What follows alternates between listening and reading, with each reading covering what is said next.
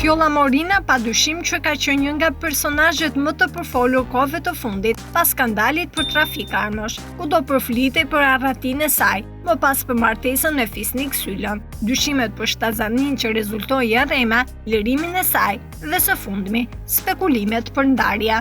Mirë po e paharruar do të mbetet edhe martesa e tyre në Maldive, që padyshim ishte shumë luksoze dhe i mahniti të gjithë, edhe pse vëmendja ishte tek ngjarja që ndodhi me skandalin e trafikut të armëve.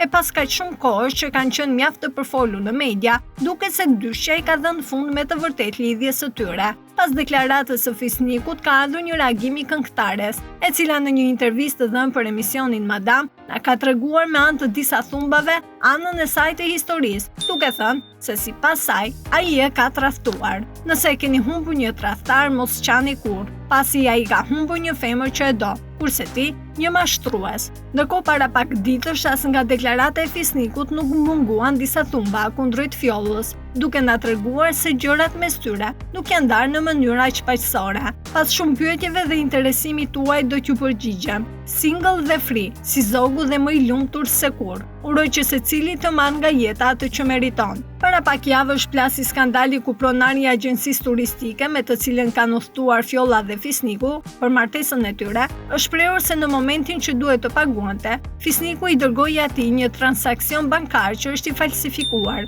Ai u shpreh se Syla nuk ka paguar borxhin ndaj agjencisë, pasi ka paguar vetëm 3.000 euro nga 21.000 në total. Fjolla ka reaguar lidhur me këtë ngjarje duke u shprehur se do ta zgjidhë këtë çështje me avokat dhe se nuk ka qenë në dieni për marrëveshjen e Fisnik Sylës me agjencinë. Pas reagimit të Fjollës, më njëherë ka reaguar me një deklaratë dhe Fisniku, i cili e mohoi në mënyrë kategorike dhe u shpreh se gjithçka ka thënë pronari i agjencisë është një gënjeshtër. Këngëtarja nuk ishte rrëfyer më parë në një intervistë rreth kësaj ndodhie dhe eksperiencës që kaloi gjatë këtyre ditëve në burg. Madje në rrjetet sociale na tregoi si ishte mjaft e lumtur. Mirëpo si gjithmonë çdo gjë që shohim në botën online është e vërtetë. Andaj, në një intervistë bërë së fundmi, Fjolla ka hapur zemrën dhe ka rrëfyer ditët e vështira që kaloi.